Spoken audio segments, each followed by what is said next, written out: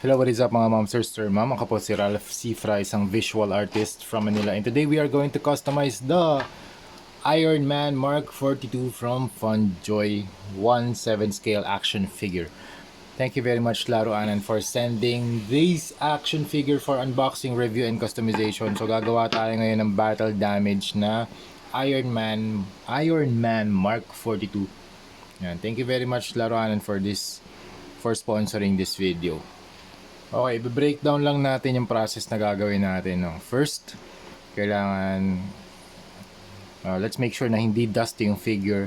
So okay na to mga ma'am sir, malinis naman to, kaka-build lang natin. And it's very fun to build yung mga FunJoy na 1/7 scale kasi yun nga, pre-built model kits na siya. So yung parts hindi na galing sa runners, pre-built parts, so magko-connect ka na lang ng mga parts para mabuo yung buong Iron Man action figure. So this stands around 10 inches tall.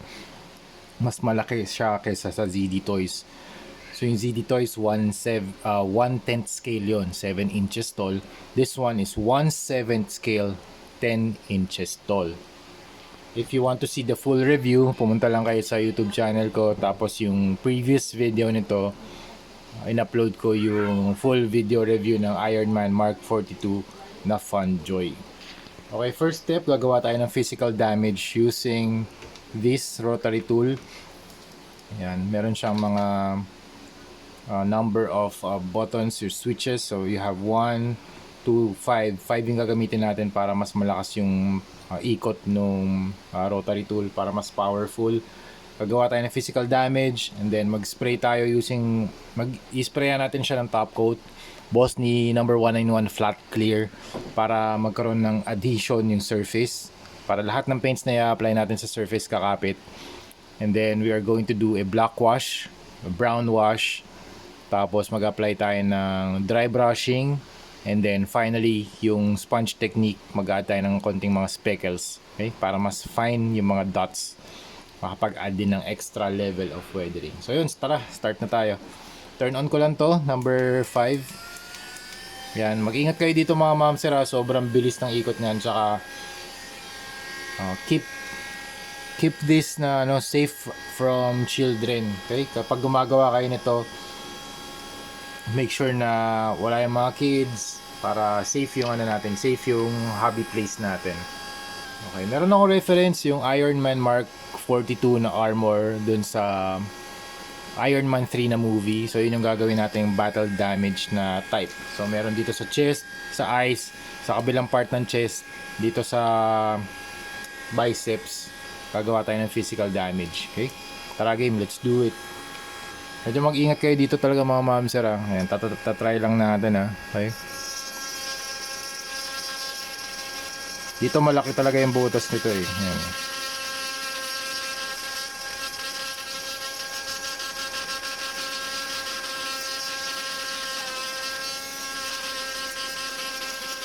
Tingin ko pag mas madiin pa yung mas madiin pa yung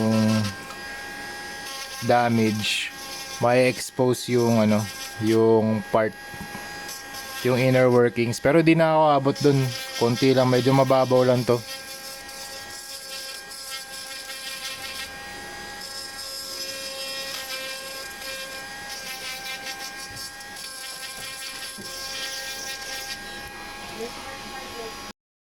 Okay, natapos na natin yung physical damage. Ang next na step na gagawin natin, mag-apply tayo ng number 191 flat clear para mas maging matte yung surface and para kumapit yung mga paints na i-apply natin. So this will act as our primer. So clear primer yung gagamitin natin.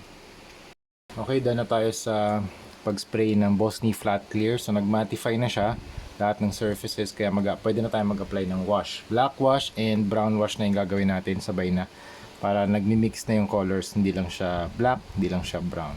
So sa pag-apply ng washes, mas maraming water kaysa dun sa pigment para mag-seep in dun sa mga surfaces. And also, mag-prepare tayo ng tissue para yung excess pwede na agad natin punasan. So in this case, dito sa may battle damage area, pwede natin lagyan yan ng black wash. Okay? Pati yung arc reactor pwede na rin. Yan. Tapos wipe off lang natin yung excess. Tapos dito sa may battle damage area, pwede mas dark yan. Mas dark talaga yung mga areas na damage. Okay? So yun yung gagawin natin all throughout the figure. Okay, done na tayo sa overall wash. Now, mag-apply naman tayo ng black wash dun sa mga damaged areas. So mas darken pa natin yan using more washes, layers and layers and layers of washes. Pwede kayo gumamit ng brown, ng black.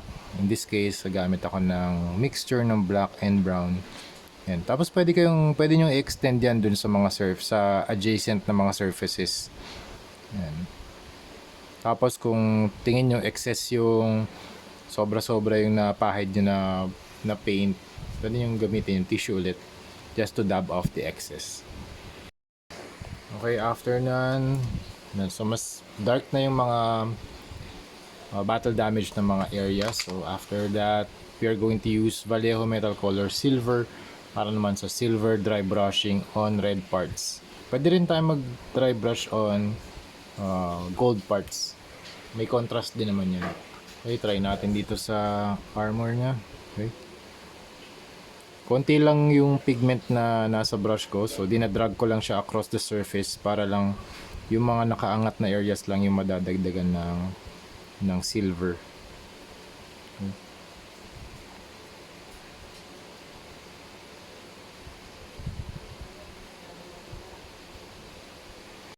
Okay, done na tayo sa dry brushing. Ang next step, mag-apply na tayo ng mga speckles using a sponge. So pwede tayo mag-apply using a sponge. So mas maliliit yung mga nito, mga ma-apply nito na mga dust effects. Kaya preferred ko rin tong sponge if I'm doing the battle damage na mga type of executions natin. So yan. So ito na yung last na step natin. After this, top coat na. That's it mga ma'am sir. Ganun lang kabilis, quick, easy way to battle damage yung mga Iron Man na action figures. Alright, that's it mga ma'am sir, ma'am. We are done with the FunJoy Iron Man Mark 42 na battle damage project natin mga ma'am sir. So this is the appearance.